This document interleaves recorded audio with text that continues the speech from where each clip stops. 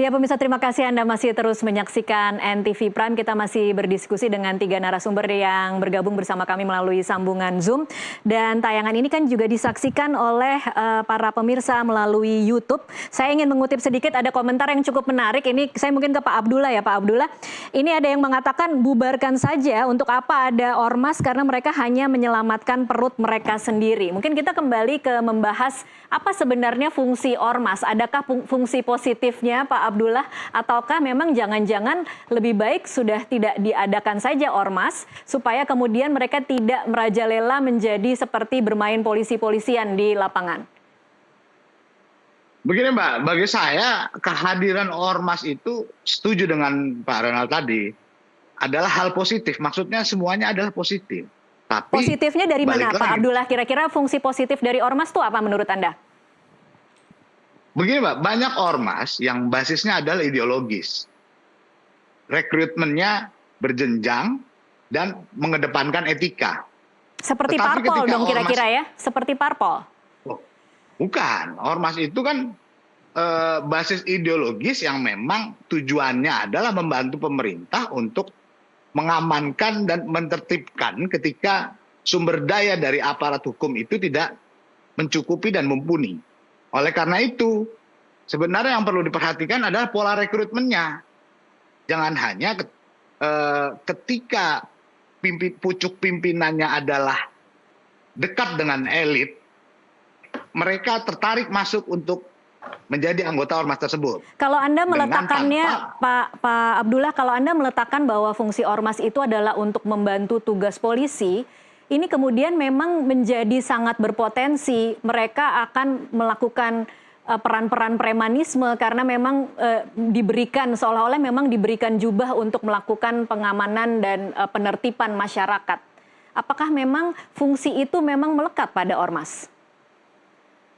Bukan seperti itu. Maksudnya ketika ada event, ada hajatan di masyarakat, misalkan di dapil saya di Jawa Tengah, biasanya ormas itu yang mengatur alur, mengatur zona parkir, mengatur jalur pengamanan ketika ada VVIP atau VIP kiai-kiai yang mau masuk ke acara tersebut. Nah itu kan kalau mengandalkan aparat hukum, saya rasa nggak cukup kekuatannya. Oleh karena itu mereka bisa turun dan hadir untuk memperlancar event dan hajatan tersebut.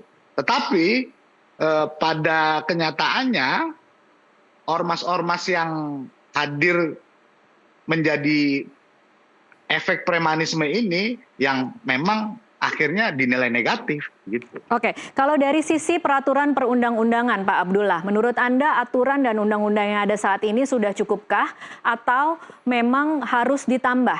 Atau memang undang-undangnya sudah cukup tetapi memang pelaksanaan, pengawasan dan penindakannya di lapangan yang masih kurang ketat? Bagi saya undang-undang ormas yang sekarang sudah sesuai dengan zaman yang ada. Tapi implementasinya yang kurang. Oke. Jadi perlu dilakukan evaluasi total. Sebenarnya ormas itu hadir menjadi elemen pemersatu bangsa, bukan alat kekerasan yang dilegalkan. Oke, baik. Saya bergeser ke Pak Ronald lagi. Pak Ronald, kalau dari pihak kepolisian akan seperti apa kasus ini? Ini kan hanya salah satu kasus ya Pak Ronald yang kemudian kita saksikan 18 April. Tapi mungkin nanti kan ada kasus-kasus lain. Nah, dari pihak kepolisian sendiri akan seperti apa melakukan penindakan terhadap oknum-oknum yang mengatasnamakan ormas dan kemudian melakukan aksi premanisme?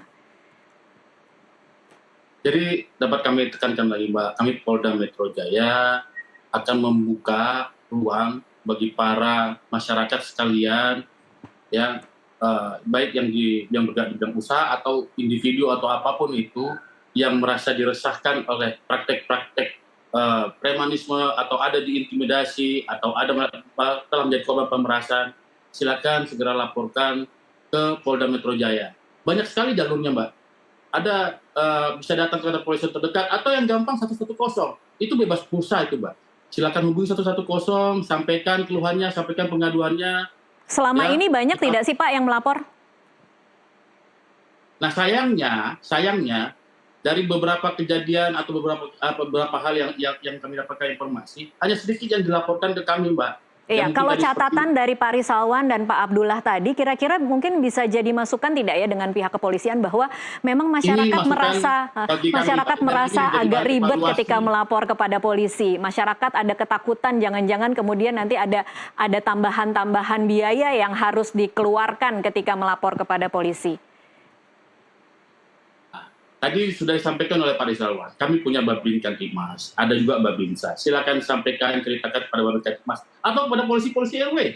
Ceritakan masalah tersebut sehingga nanti polisi RW bisa menyampaikan pada Babin Kamtibmas atau kepada polsek terdekat atau Polres terdekat atau Polda. Kalian kalau memang ormas tersebut misalnya ada kegiatan-kegiatan ormas yang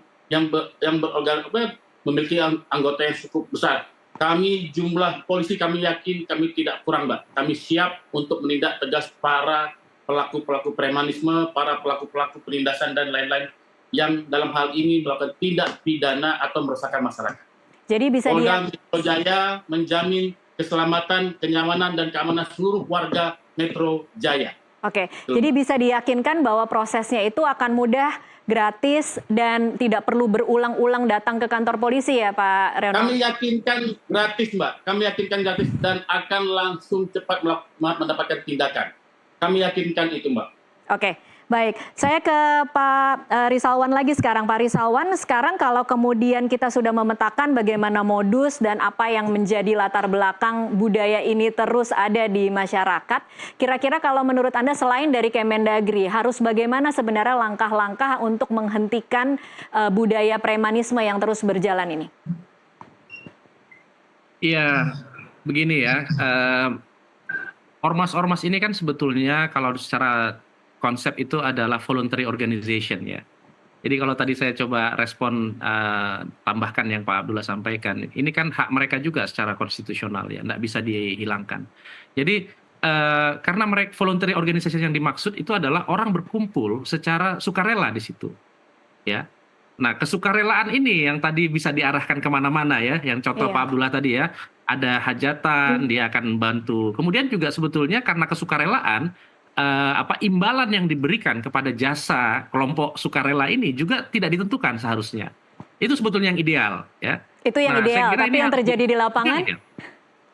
Yang terjadi di lapangan tadi ya, karena ada tidak adanya istilahnya pengawasan internal dari organisasi ini. Iya. Ya, jadi organisasi-organisasi ini bahkan tidak punya perencanaan ya, pemahaman saya. Jadi saya juga ikut sekarang ini mendampingi beberapa organisasi masyarakat sipil ya yang besar-besar ya, nggak perlu disebut lah namanya ya di Indonesia ini. Bahkan perencanaannya nggak rapi begitu ya. Oke. Tapi kalau Pak Rizalwan secara pribadi Anda merasa ormas-ormas ini masih ada sisi positifnya ya Pak Rizalwan?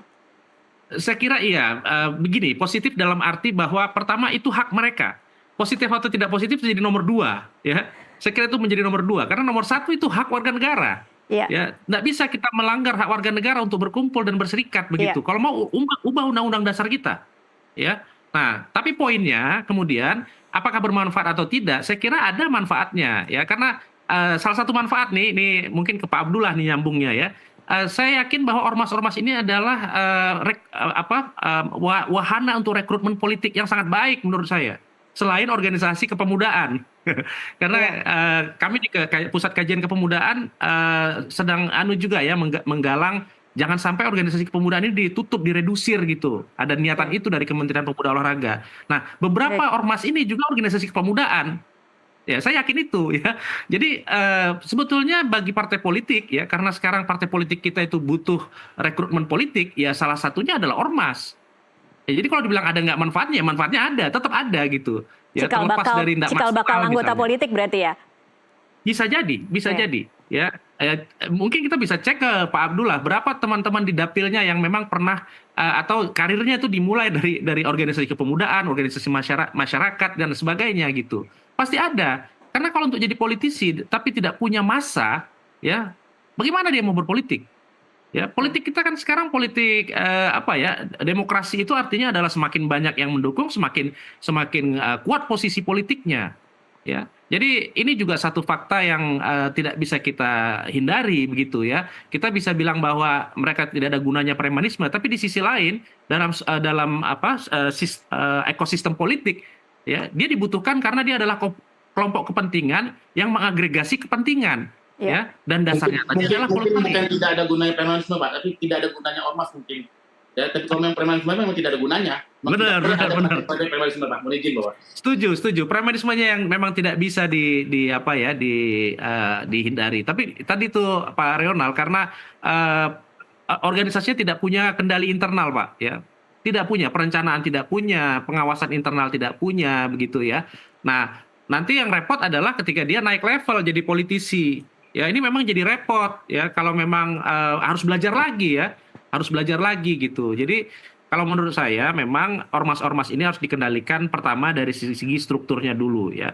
Tadi Kemendagri. Kemudian yang kedua memang budayanya. Artinya ini tidak mungkin mereka tidak punya afiliasi dengan elit-elit politik ya, elit-elit pengusaha di daerah masing-masing.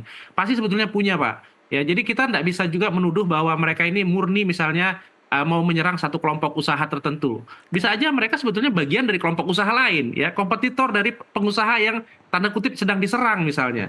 Modus-modus itu tetap terjadi kok, ya. Kita bisa temukan di beberapa tempat juga ya di Indonesia seperti itu.